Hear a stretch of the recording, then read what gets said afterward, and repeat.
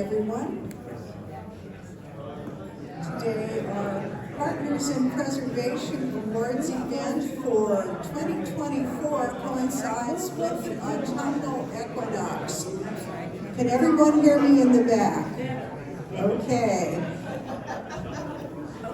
Welcome everyone to the 2024 Partners in Preservation Awards program of Oakland Heritage Alliance. It's a very exciting day here. We've got some amazing people to celebrate. This is the happiest day of the preservationist calendar because we get to meet the people who are doing stewardship, education, house restorations, and other fine work here in Oakland. So let's start by introducing our board of directors. Everyone from the OHA board of directors, please raise your hand. Right, we see, yeah. There's our president, Daniel Levy, who is doing videography. We see Naomi Schiff, the queen of preservation action. Who else is here? Catherine Hughes. We'll be hearing from Catherine, from Kitty a little bit later. And who else is here? Raise your hand. Tom Haw, Charles Booker. Okay, thank you, board members. And how about our wonderful volunteers? Volunteers, raise your hand. Thank you, Tamara Ha, the photographer for the event, and the sommelier, Dr. William R. Imler. And how about Adam Kendall? How many people have been on one of Adam Kendall's tours of the Scottish Rite Center? Yeah. We'd like to thank our hosts here. They are very gracious and have welcomed us for a second year. We are so excited with this community partnership. And one of the traditions that we are establishing with the Partners in Preservation Awards program is each year we will ask someone who has played a key role in our community to ceremonially hand out the certificates to the award winners. And this year it's Kirk Peterson. Kirk is an architect based in Rock Ridge. You've seen some of his fine, appropriate new buildings around town, like Il Piemonte at the corner of Piedmont Avenue and Pleasant Valley. And Kirk, for the past 7 years, has led the campaign to try to save the historic CCA campus, California College of Arts and Crafts, up above the Bilger Quarry in Rock Ridge. So that struggle is continuing. So Kirk will be the guy handing out the award certificates. Without any further ado, let's talk about our first award winner, and that is Sandy Morey.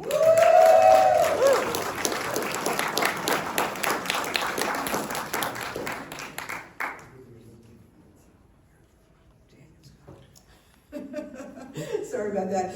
And Sandy Morey has been leading Sing Thing in her home or in Berkeley or in San Francisco for between 50 and 54 years, depending on when you put the start date. And I'd like to invite Sandy to come up and tell us a little bit about what she does. Sandy has been in love with folk singing since she sat on Pete Seeger's lap at the age of 3. She's taught generations of kids and their parents and whoever shows up all about international folk songs, the most fun folk songs, not just for kids, but for just about everybody. So where's Sandy? There's Sandy, and she's there with Shem Farrell, who is one of the fine teachers who are here tonight. This is a night to recognize a lot of OUST teachers, UC Berkeley teachers, and others. So Sandy, you want to talk into the mic and tell us what you're doing? Sure. You want me to sing first, right? No, it's talk first and then sing. Talk first and then sing. Okay.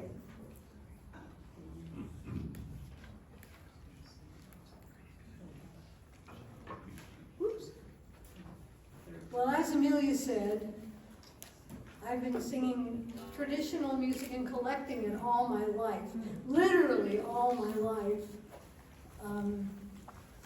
I did sit on Pete Seeger's lap when he came to my house after a concert. I was supposed to be in bed, but, you know, who needs to sleep when there's music to be had? So I sat on his lap and he sang and I listened, and I changed my life utterly. I was only 3, so what's to change? But at any rate, when I was 6, my parents took me to see Alice in Wonderland at the Mountain Theater in Marin. And there was a woman from New York named Bash Kennett who was walking around singing ballads. And I followed her. I didn't want to see Alice in Wonderland. I wanted to follow Bash Kennett around. She sang Barbara Allen about 5 times, and I wound up learning the first 2 verses and the tune, and I never forgot it. And we moved all around the state of California, but mainly we were based in San Francisco. When I was 16, and I was living in Belmont, Joan Baez, who was 14, did a concert for an assembly at my high school. And it was beautiful. It was really beautiful.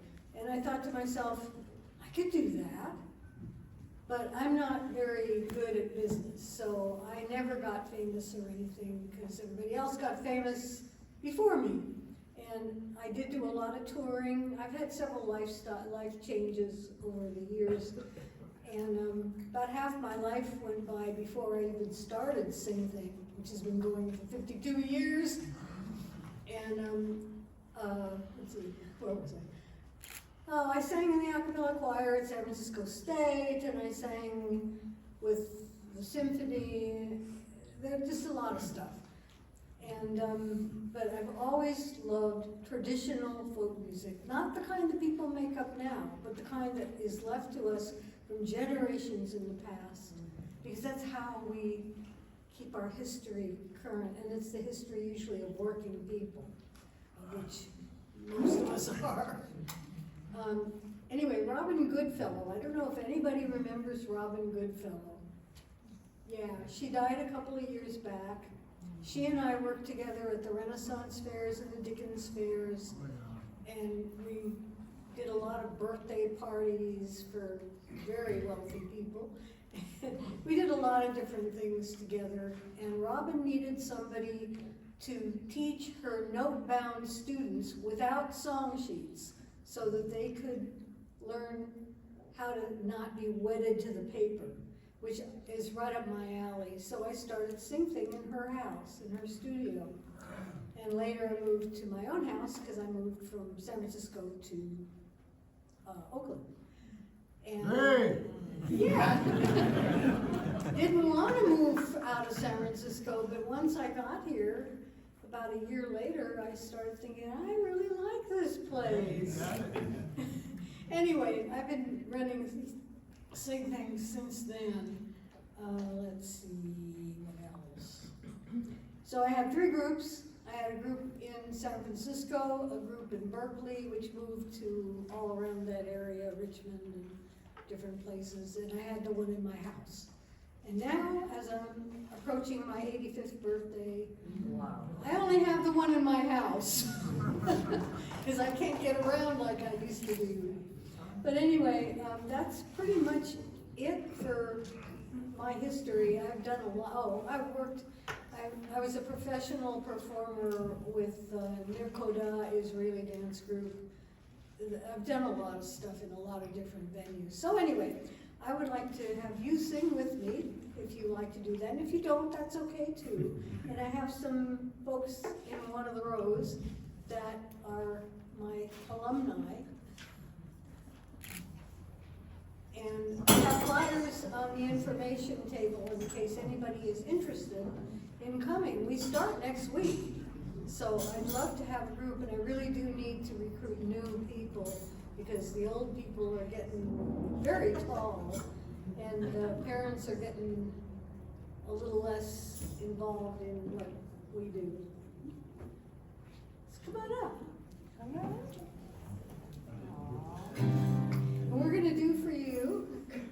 we're gonna do for you a California Gold Rush sea shanty. And we love this song, it's really great. Should they join in? Yeah, please, join in. There's a chorus, and it goes like this. Either up and away we'll go, either way, Santiago. Either up and away we'll go, and we're bound for California. So when you pick that up, just join in. Heading across the river from Liverpool.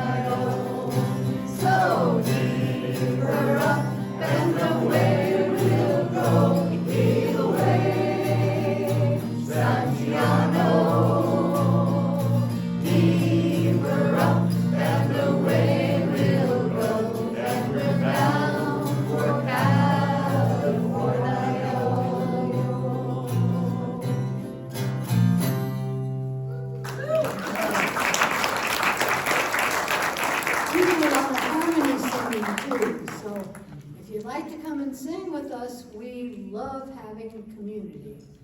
And that's what we've always had. So feel free to pick up a flyer on the back table. I think that's about it.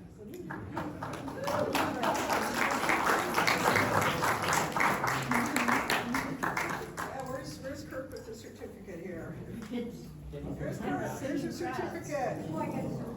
Griffin Grin. Sandy has taught us hundreds of songs over the past many years, and that's one of the all-time favorites. So now we're getting into the House Restoration Awards. Let's see if I can advance this. Okay, 369 MacArthur Boulevard, and that is a saga. And here we have Naomi Schiff to tell us all about it. Naomi.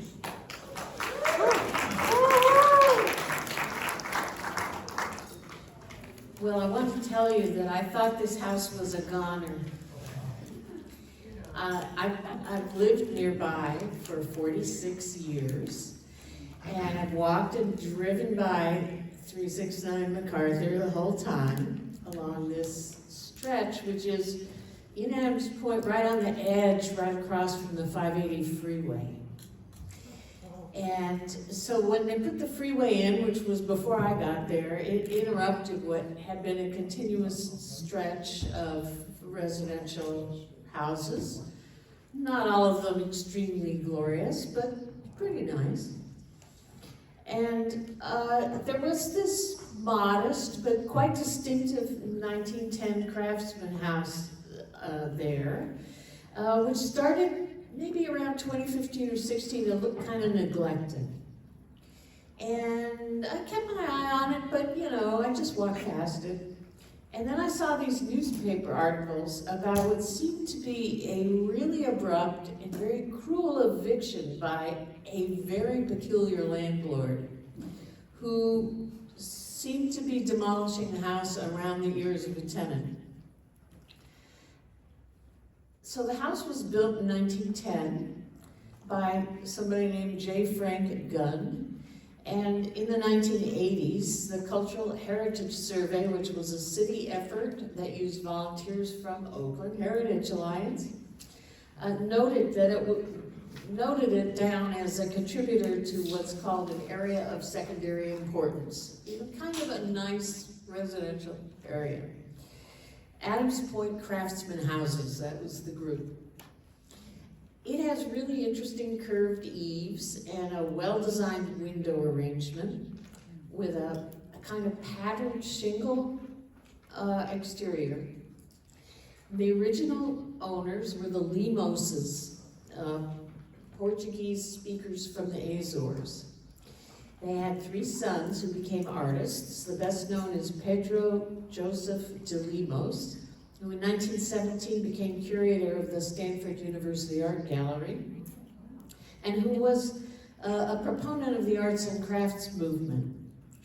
And the house seemed fine, but one day when I walked by, a crew was removing a very large redwood and its subsidiary trunks and sprouts that occupied the front corner of the yard. And the neighbors were looking at it, and they were just horrified.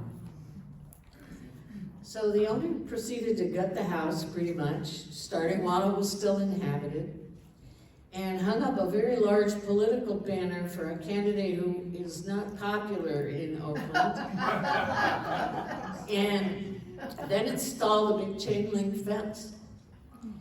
And the house just sat. The roof was completely porous. There were holes. Rain was coming through a couple of our really wet winters.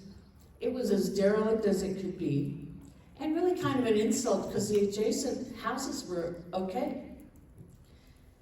So this award is because this house got rescued. And this house was rescued by Chisa Ugoji and Bio Emmanuel from Cube Builders, who have done a remarkable job in resurrecting this house that seemed like it was doomed to be demolished. And it looks great. I really hope you will go by It's called Perry Place, where it crosses Oakland Avenue, and then you go up MacArthur from there. The dedicated local restoration efforts, I'm sorry about my phone, that people undertake on this small scale are what will preserve the character and the unique charm of Oakland's neighborhoods. And so it's very important. It can't only be the big fancy buildings, but the kind of mid-range residential, outstanding local structures are just as important to our city. So I don't know whether Chisa and Bio want to say a couple of words, but come on up and share this moment, because we really appreciate what you have done.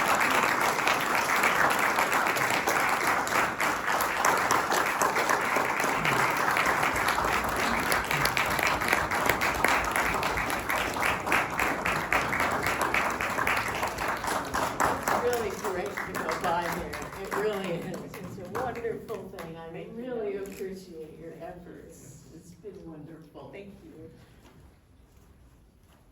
I just wanted to say thank you, everybody, for coming out and supporting us in this. It was about a year, and it took us some time to kind of figure out how we wanted to get this project back to what it was, and I'm glad we were able to do it. So thank you.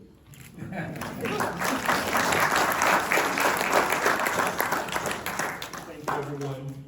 I think, to Chisa's point, when our sponsors brought us this project, it had been redesigned for 4 units, and they were kind of keeping the front facade, and we went back to them and said, this really needs to stay a single family resident.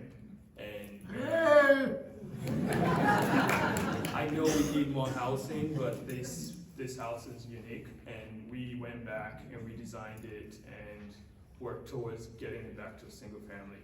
And I think if we would say anything, it's just that understanding the stewardship of being assigned small projects like this and doing your best. And when we were doing it, we didn't have any awards in mind. We were just taking on a project, doing our very best to restore it into what it, I don't think we could get it exactly to what it was in 1910, but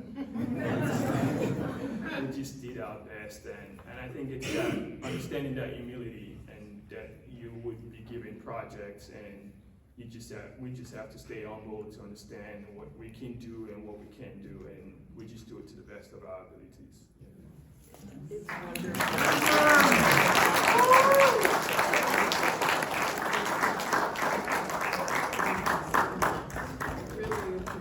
Chisa Ugoji and Bio Emmanuel from Cube Builders.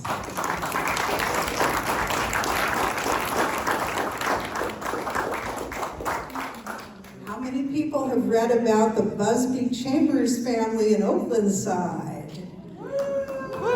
Big shout out to Natalie Orenstein, a news reporter for Oakland side, when she published her article about Ron Busby and his handy family restoring the house on Chester. It was like, we gotta give these people Partners in Preservation Award. It's so amazing. So Ron, would you like to come up and talk about this? This is such a wonderful project, and these houses that were built by, somebody help me out with this name here,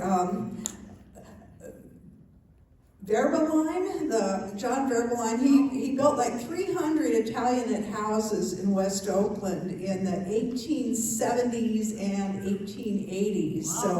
So the restoration of this is definitely an achievement. So yeah, let's hear from Ron Busby.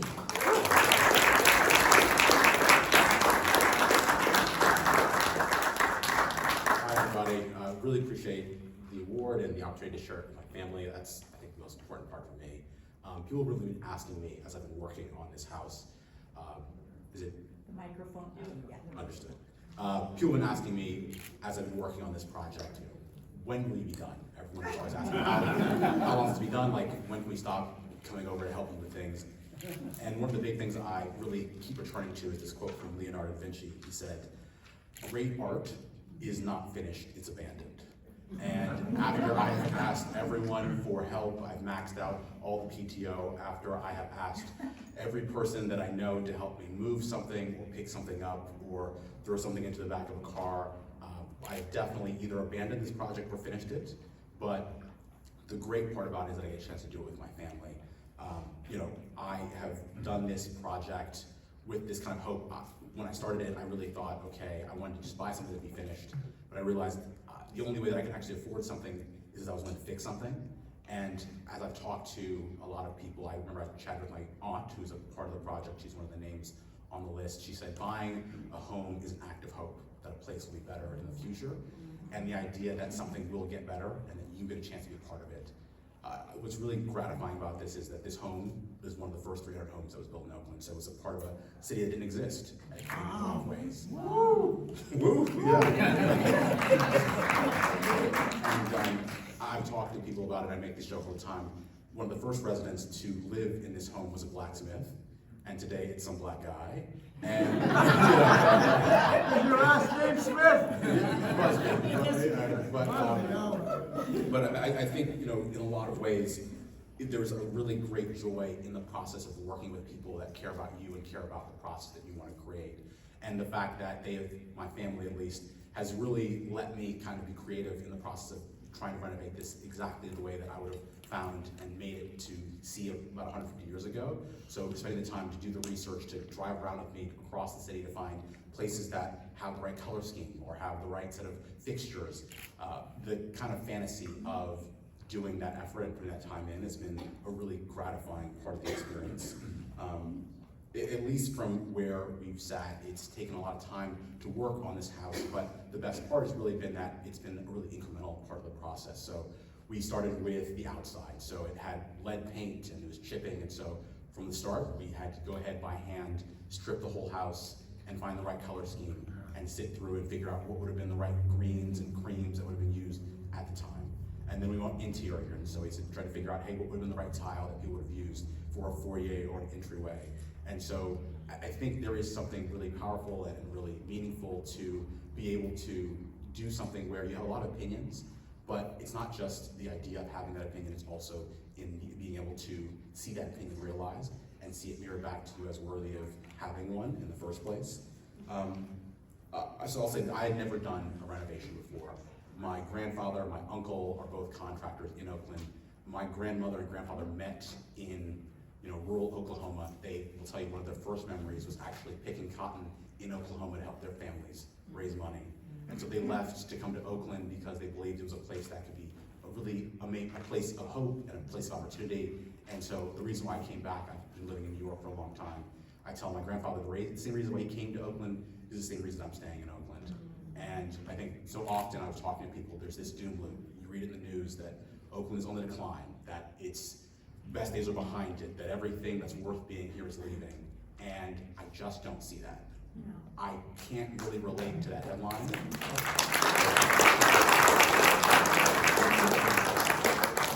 I can't relate to that headline. It doesn't mirror or match the people and the community that I've built and found and seen reflected even in the room that I'm in right now.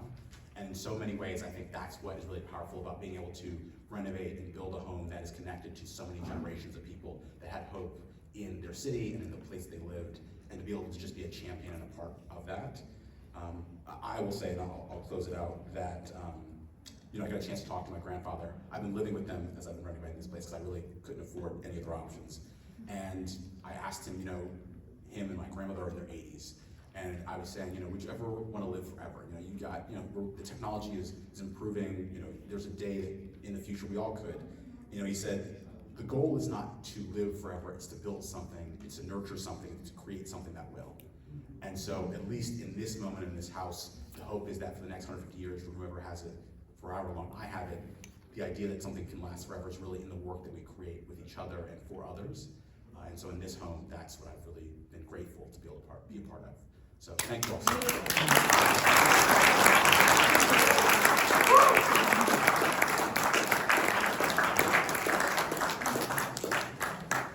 Could we get members of Ron's family to stand up here so we can recognize you. We've got Chivalry Chambers from Chambers Construction, and we've got his lovely wife Yvonne, and I don't know the names of all of you, but we're so glad you're here. Paul Chambers, yeah.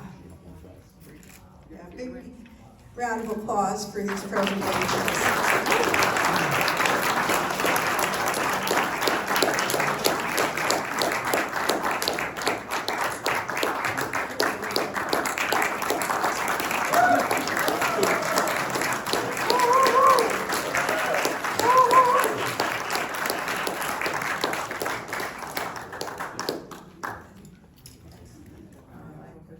It's beautiful. Okay, come on. And it's a beautiful house. That's my story. Okay.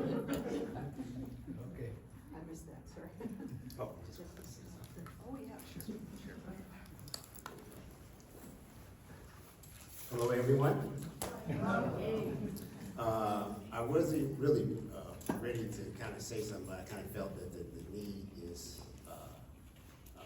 pertinent for this time and this situation, and just to see what's going on. And anytime, and especially at this time, I believe that, you know, the flowers that need to be given to the people in our family, in our community, that it needs to be given now, before we can see it and appreciate it. One of the things I appreciate working with my nephew, we have established such a close relationship and a bond in this project. Him with the designs and creativity, me with the backbone and the sore knees. But it's worth it. It's worth it. Because, you know, our principles as we grew up was the principles of seed time and harvest, and where you plant your seeds and where you spend your time is where your harvest is going to be. And I'm just really blessed to see that my parents are able to see part of the harvest, you know, and be able to be a part of it.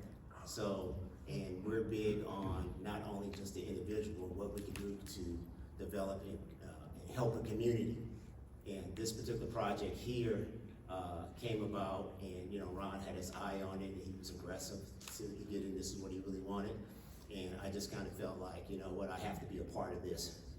And then along with my father and my sister, and developments that we already have done in West Oakland, which on 14th, 15th, and 16th between Market and West, there were 3 blocks. We developed that site there, and that was kind of unknown at that time as far as the developers. But we did that, and it was probably about 90% of people of color and African Americans working on that particular project from the ground up. And but this is the time that I did want to take this to say that the seed time and harvest is here. Oakland is still a great, beautiful city. It has a lot of character, and I'm hoping and praying that, you know, the cycle is going to turn around, which I know it is, and we're going through it. But in the meantime, it gives that time of creativity, but we have to look at the past to appreciate the present, to make the change in the future. So that's what it's all about for us. Thank you very much. Hey, let's stand up for the Murphy family here. Come on, stand up. Stand up.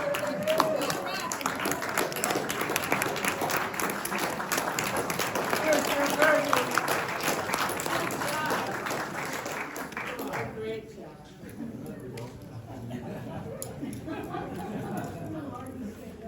From Prescott to UC Berkeley. How many people here have ever gone to the Bancroft Library at UC Berkeley for research? Oh yeah. How many people have gone to the College of Environmental Design Archives? There's Charles Booker, yeah. There's, yeah. There's Acacia, yeah. We got some UC Berkeley people here tonight. Go Bears. Yeah. Well, The College of Environmental Design Archives is an incredibly valuable resource, and we got a glowing letter supporting this nomination. This project was nominated by Waverly Lowell with a letter of support from Chris Patillo, the architect who is a past member of our Oakland Landmarks Preservation Advisory Board, very well known in the preservation community. So we wanted to make sure that we recognized this facility, even though it's in the town of Berkeley and not the town of Oakland. They have iconic, they have original plans, drawings, blueprints, correspondence related to iconic buildings here in Oakland. They've got the Posing Tube, the Oakland Museum of California, Temple Sinai, the Julia Morgan Il Campanile on the Mills campus, the YWCA. And when a member of our organization, Lisa Lemon, inherited the Marion Cottage, part of the F.M. Smith estate, the trust cottages, she was able to contact the design archives there and learn a few things that are fortifying her possible application for Mills Act relief. So we have the curator of the Environmental Design Archive, Betsy Frederick Rothwell, here to tell us a little bit about her work. Thank you very much.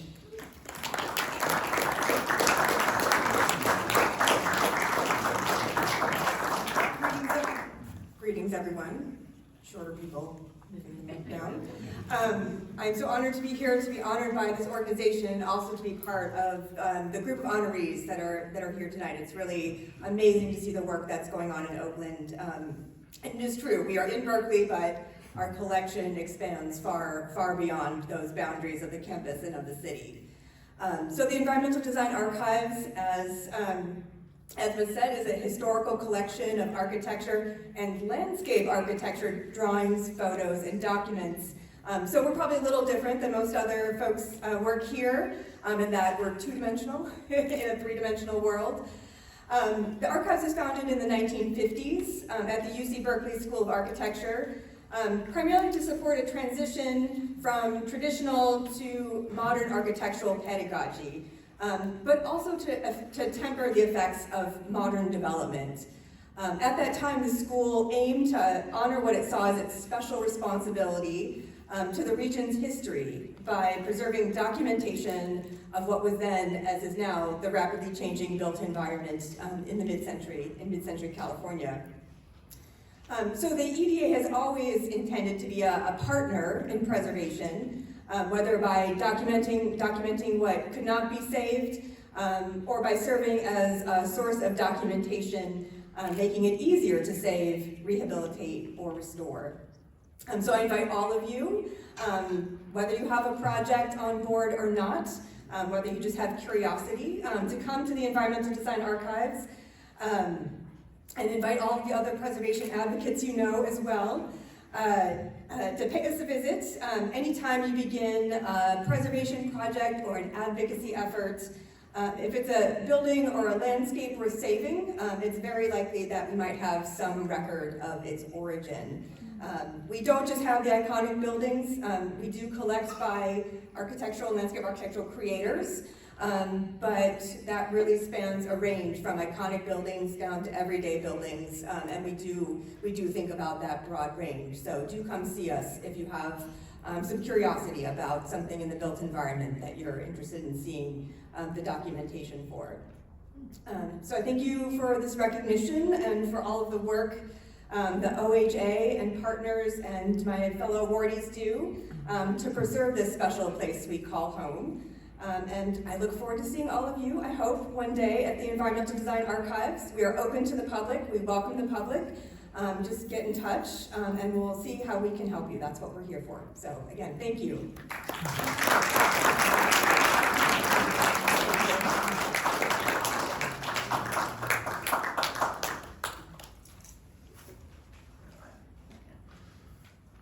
Well, UC Berkeley may be a hard act to follow, but our Oakland schools, teachers and students are totally up to the challenge. Javier Armas is a teacher he's taught at Skyline, he's currently at Fremont, he's taught at Laney College, and he has many students in his class from all over the world, particularly from Central America.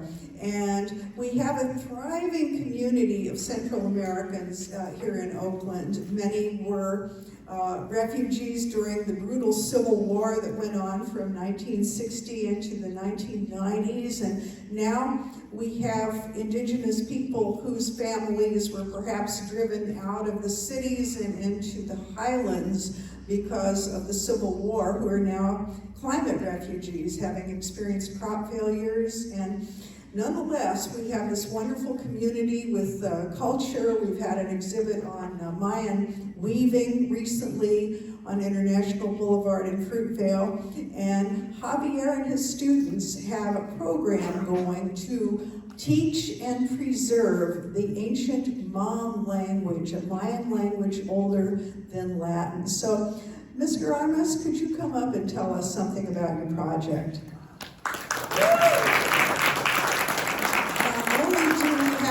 Mr. Armas today, we have Miguel and Lorena, his students, who will tell us something as well. Thank you very much. It's such an honor to be here. I've taught history in Oakland for 11 years, and something very unique and special had took place when I taught history at Skyline last year. I met a community of about 80 Guatemalan Mayan Mam students. That was really mind-blowing. I've never seen anything like this. And I know my dad's from El Salvador, and I know Central America pretty well. And so in this process, I told the students that they can pick whatever final they want.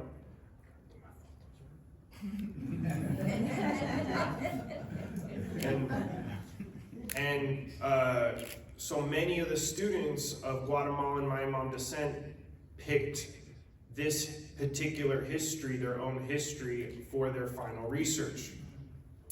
We formed a collective, and from that work we had a lot of original research. We looked at academic articles, we looked at interviews, and they interviewed 25 native Mam speakers that focused on the historical memory of the language. We put all this information together and we published a book. We released this book at Skyline, and in the first hour we sold 80 copies. All right. 60 of the 80 were high school students. And so this was an intellectual, historical, productive act of preserving and producing really important history. And it wasn't simply the historical documentation of the language. It was done so from the perspective of Oakland, California. So Oakland is the home of this very vibrant community with a very dynamic history, just as the city of Oakland has a very important history, and we put these histories together, crystallizing it in the book that captures historical language, political history, social history, all the way to the present in Oakland. And since we've circulated 400 copies within the Oakland schools, and so the book has been a very dynamic success. We have them in libraries throughout Latin America and in the Oakland Public Library. So we really appreciate the Oakland Heritage Alliance for giving us this award and also recognizing the importance of the book. And I'm going to introduce Miguel, who also has some words about his work contributing to the book. Hello everyone, as stated before, my name is Miguel Ortiz Martin. And first of all, as you guys may know, it's my first time standing up here in front of a stage. And I'm hoping you guys can relate to it, but there's a saying that goes, something like, we get nervous, right? We stutter a lot, and so that's the thing I was trying to say, that my apologies in advance, if I stutter. But anyways, a little more about myself.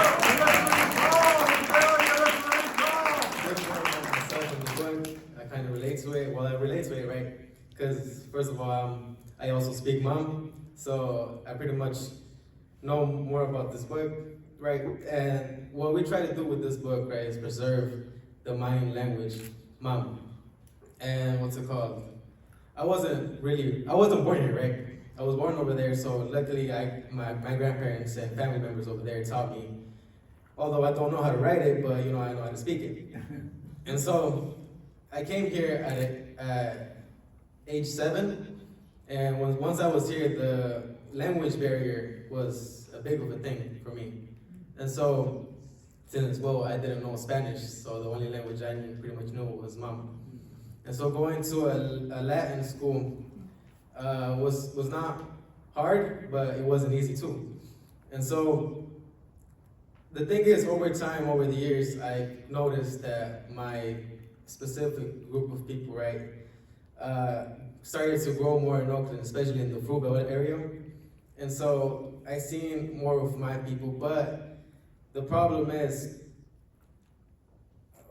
most of them don't know where the Mayan language comes from.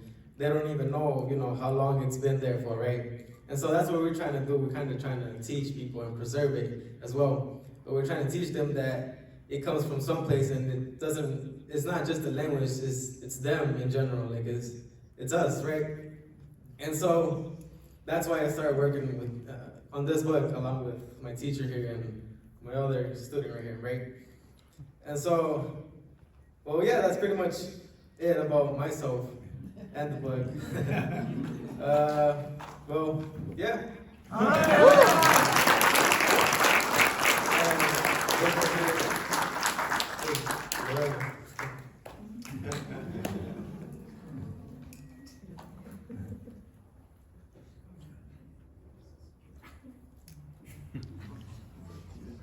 Okay, hi everybody, my name is Lorena Mendoza, and Move up to the microphone. okay. I'm really honored being able to write a book that has to do about my culture and where my family comes from. And basically, I never really thought of writing a book. I just feel like it was really hard. But I really learned, and because I was born here, where I was born, it was in Missouri, and in that place, it wasn't built because I seen in Oakland, there's a lot of Guatemalans, and over there it's very different. And what's it called, when Mr. Armas had taught about the Mayan language, it was really surprising for me because I never really thought a teacher would be interested in where we come from. And learning I even learned a lot of new things while I interviewed some of my family members and some information that I didn't know about, which was actually really surprising. And knowing that there's a variety of Mayan languages, not the only one we speak or when my family speaks. And I think the book was really nice. And yeah, okay,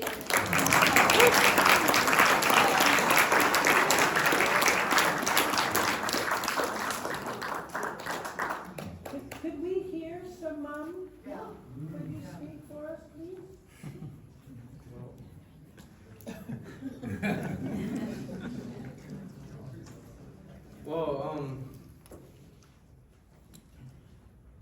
Let's see. If we were to eat, right, we would say something like "kawad." That's something to say like "let's go eat." And if we were trying to go to sleep, right, we would say something like "kawaten." And let's say if I was in a conversation with someone, I'll start off with "hey, tentate, Wembe, Miguel, Church." Yeah, that's pretty much it. Unless you guys have something, I can say and I can translate it maybe. Speak. Speak it? How do you do? Speak up. All right. We won't know what you're saying. Let's see. The words come and go, Repeat a piece of the conversation. No pressure. Right. Say the book is for sale. Right. Yeah. How about the weather? Weather. Qabadat salom.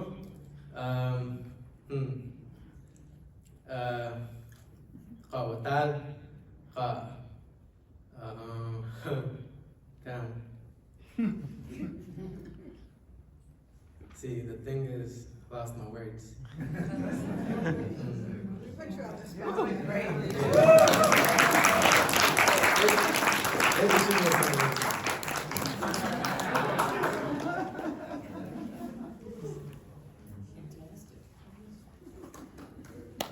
Outstanding students doing something unique and wonderful.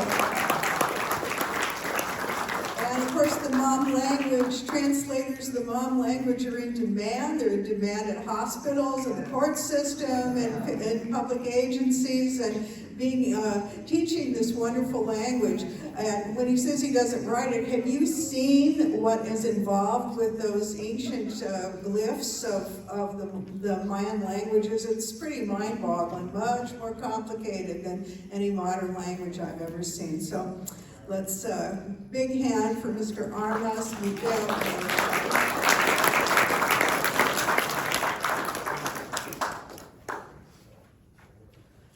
Now, anybody here have a favorite place they like to go to eat in the Fruitvale? Where do you like to go? Where else? How about Wapipa's Kitchen? Anybody got a favorite place they like to go to eat in Chinatown? Where do you? All right. Well, you might get a chance to go on some of those places with a group of people. We've got a group here, an enterprise called Ethnic Ties, which promotes restorative tourism, and their program of walking tours or bicycle tours or automotive tours to ethnic communities always involves getting some good food on the go. So we've got Acacia Woods Chan here, the founder of the Town Tours, and she'd like to tell us a little bit about your program.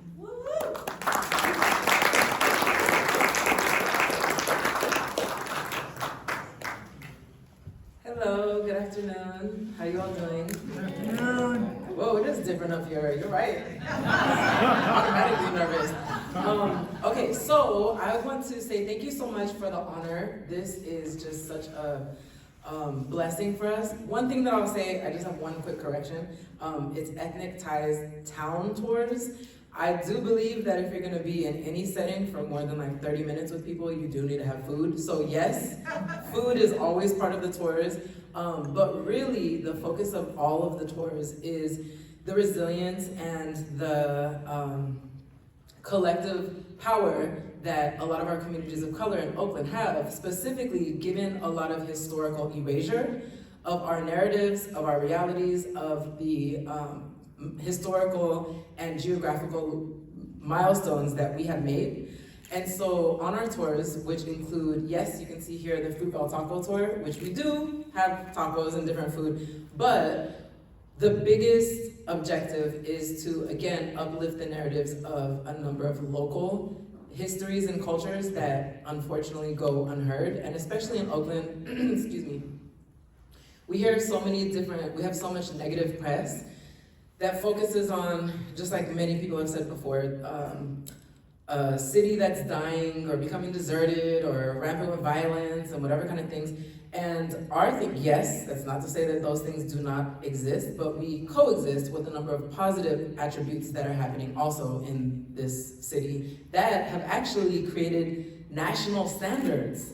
And so a couple of things, for instance, we have the Black Oakland Tour, we have the Chinatown Tour, we have the Fruitvale Taco Tour, and then we have the East Bay Solidarity Tour that is kind of a culmination of all of the tours. Let me just see by show of hands. How many people knew or know that Oakland hosts the second oldest Chinatown in the world? What? Okay. Yes, absolutely. Okay, you heard it here. How many people know that there is a Walk of Fame on 7th Street?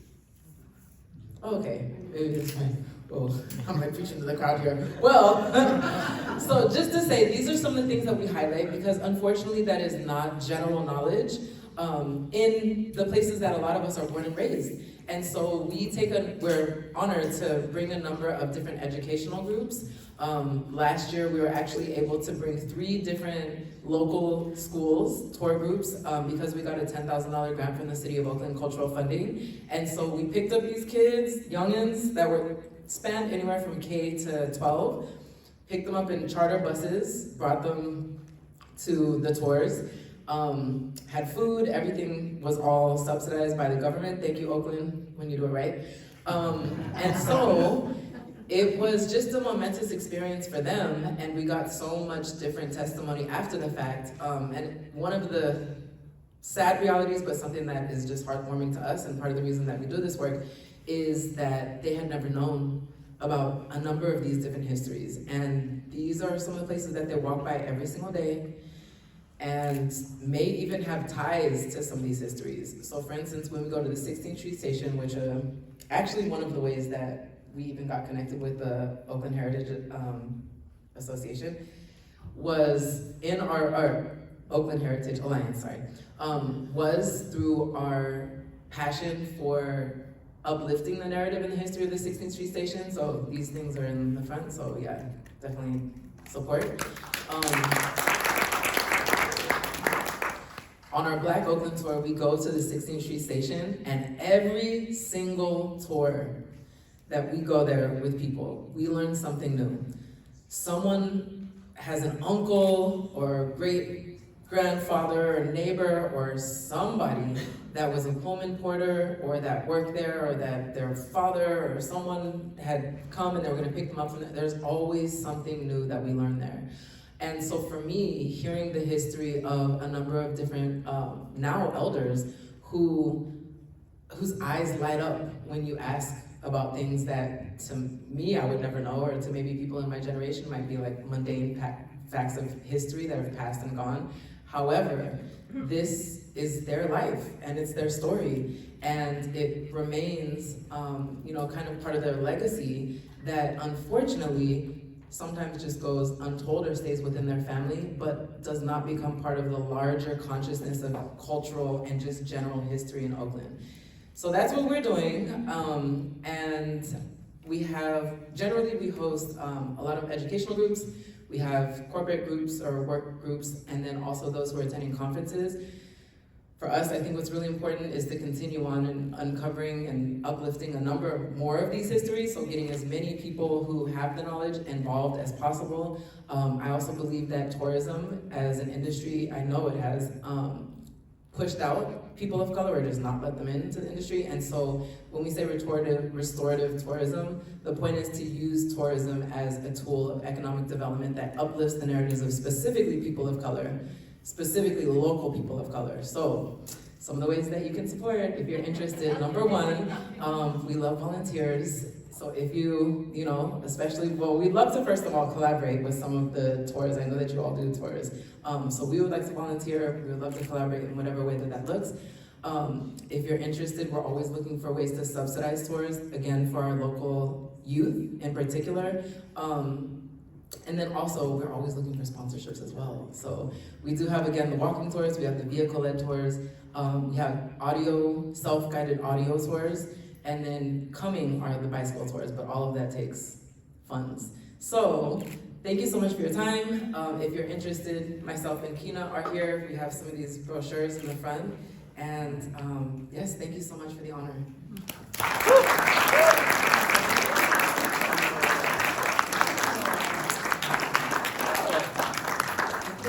Woods Chan and Kino Romano from Ethnic Ties Town Tours. So what do we have across the street there, underneath the Lake Chalet? What's that building over there?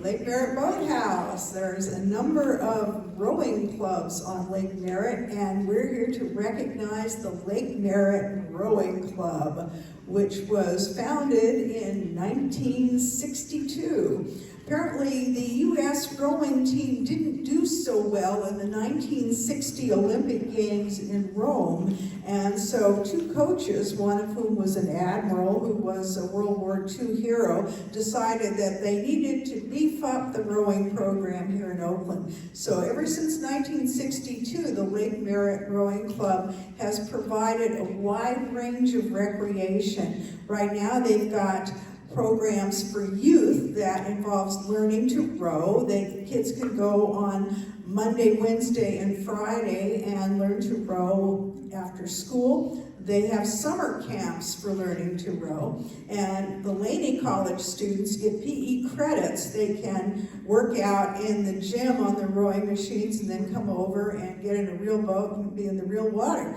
For adults, there's a wide range of programs. There's novice learn to row for adults and intermediate level. They have competitive teams as well, and also a recreational program where folks who have their own boats docked at Lake Merritt can participate in the recreation. So we'd like to recognize the president of Lake Merritt Rowing Club, Terry Wheeler, and we've got two of the coaches, Michael Wiggins and Connie, and I wrote down your last name, Connie. So if you would please come up and get a certificate. We're very delighted for the recreational opportunities that your club is presenting.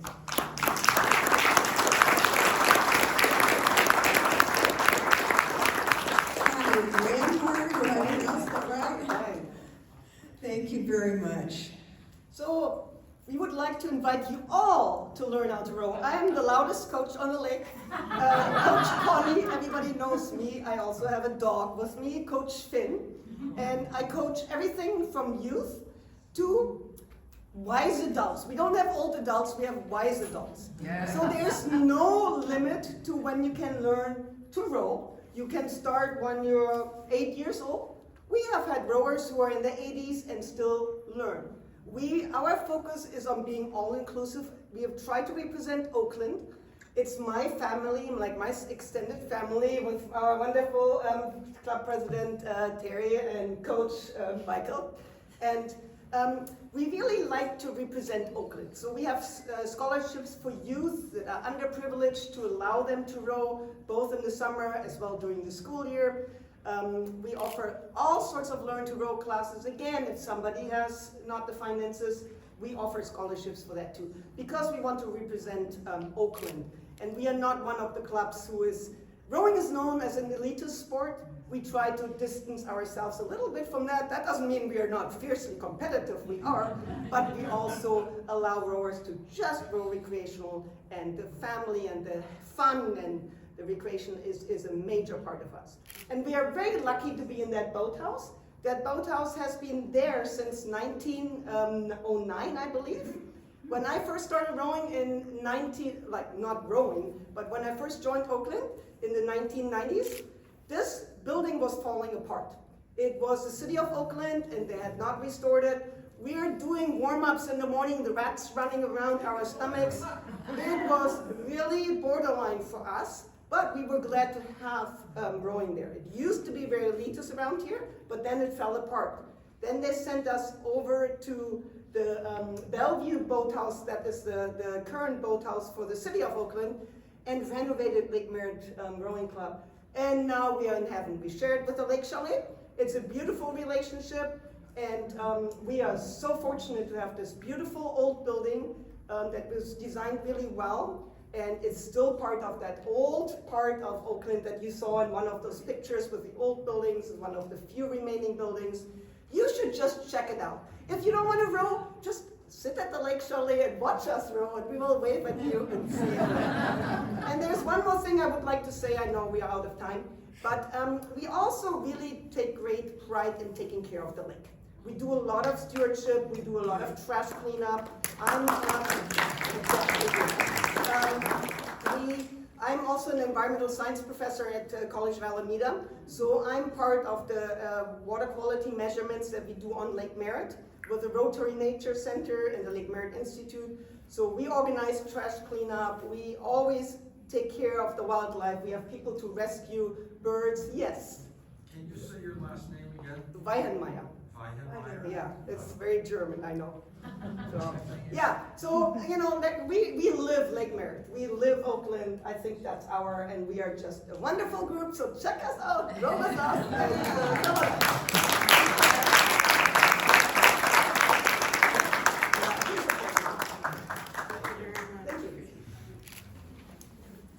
Thank you to the Lake Merritt Rowing Club.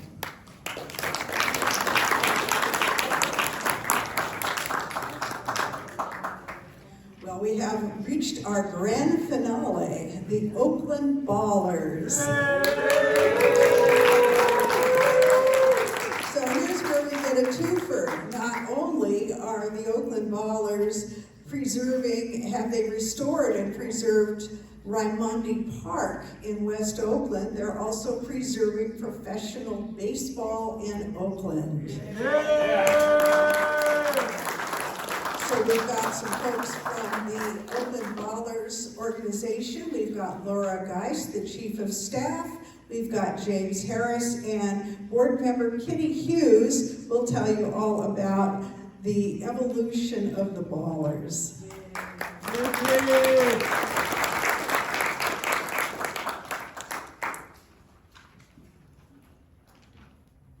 I'm very excited about this award. I think it's something new and really fun that's happening in Oakland. It's a little boost that I think we've all been needing. So I appreciate all the projects that are going on. This is really exciting, and this is clearly one of the really good ones.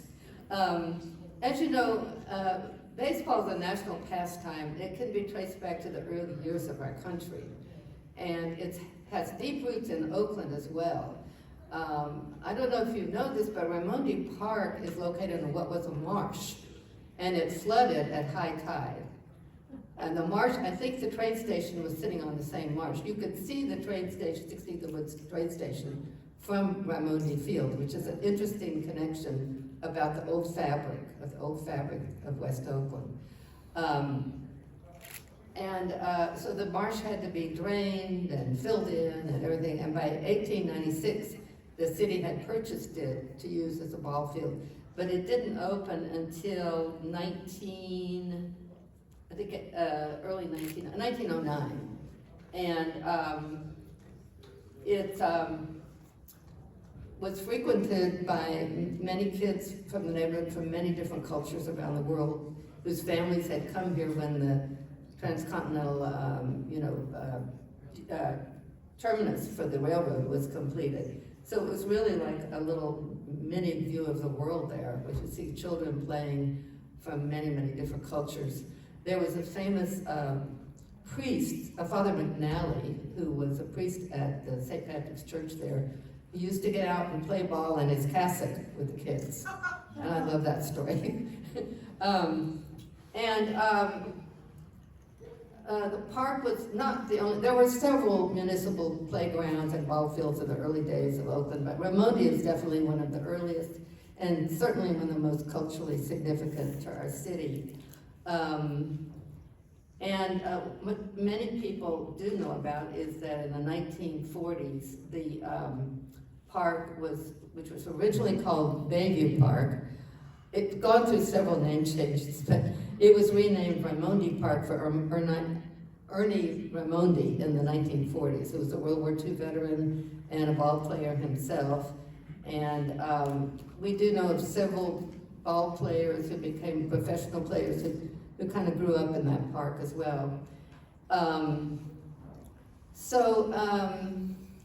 Flash forward to 2024, when the new ball team called the Oakland Ballers was founded and played their first season in Raimondi Park. Originally called Raimondi Field, by the way, now it's called Raimondi Park. The Ballers are members of the Pioneer League, which is a professional baseball league in the western U.S., consisting of 12 teams. The team is already making history.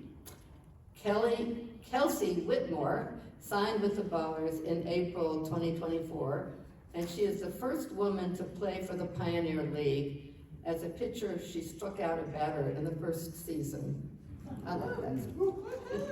This nomination for a Partners in Preservation Award acknowledges the Oakland Ballers for both stewardship and adaptive reuse of a historic resource. The Ballers have kept baseball in Oakland, preserving a vital part of our cultural heritage. The team has revived Raimondi Park, an important historic asset, and they've created new interest in revitalizing West Oakland, our city's most historic neighborhood. It's my pleasure to bring up several staff and associated partners of the Oakland Ballers, starting with Laura Geist. Laura is the Chief of Staff for the Ballers. And James Harris, who is Community Outreach Lead and the bench coach, a pretty necessary person. Sharita, where are you? Sharita Nelson College, Managing Partner with the Lighthouse Public Affairs. And Felicia, Department of Public Works. Felicia, you here?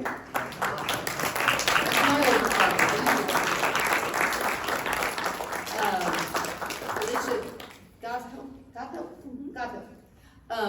I think this is an example of how it takes a village to make a ball team, make something wonderful happen. So, I'm going to jump in really oh, quick. you want to say Okay, can I say something? Sure, please. And last but definitely not least, I want to bring Fred Morris up here because without Fred, this doesn't happen. So Fred, originally the Ballers were supposed to play at Laney Field with Laney College, and that didn't happen. And Fred was the one who said Raimondi Park. And so Fred is responsible for the work that happened at Raimondi. It was a Herculean effort to make this happen, and I want to just really highlight that this is a key piece of a public-private relationship with the city of Oakland and the Oakland Ballers and all of the people that went into making this possible. That narrative about Oakland that so many of us have spoken about tonight, that it's a lost city, that it's lived its best days, I don't believe that. I'm a third-generation Oaklander, and I believe that when we put our hands together and we come together as a community, we can do amazing things and we can make things happen in really incredible ways. We were joking earlier that 3 months before this park opened, it was a non-playable field. But so many people who believed in this dream came together and made it happen. We welcomed over 90,000 Oaklanders and community people into the park this year. We have thousands of dollars in the organizations. We gave over, our team ended with 26 players, but there's been a rotation of lovely young people who are not from Oakland and got to come and experience Oakland and see how amazing this place is and what an incredible community we are, and got to dispel that narrative for so many people far and wide. And so we are so grateful to this group of people standing up here today who made all of this happen, our construction partners, and really the community of West Oakland and broader Oakland that have had our back and have been the wind in our sails. And we are just deeply, deeply grateful for everything that this city has done for us. And we are so appreciative of this honor and this award. So thank you very, very much. Let's give it up, folks.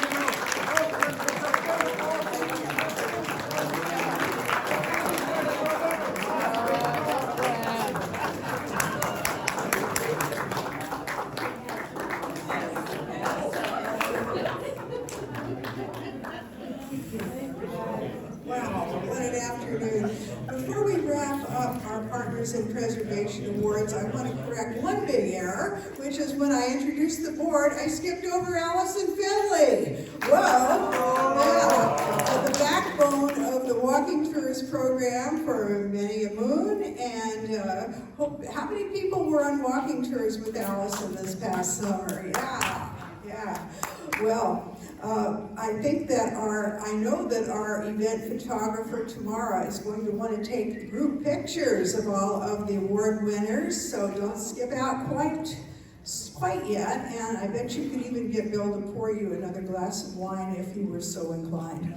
So with that, I'd like to thank everyone for coming. Hope you have enjoyed the presentation as much as we have enjoyed meeting these amazing, outstanding folks. Thank you.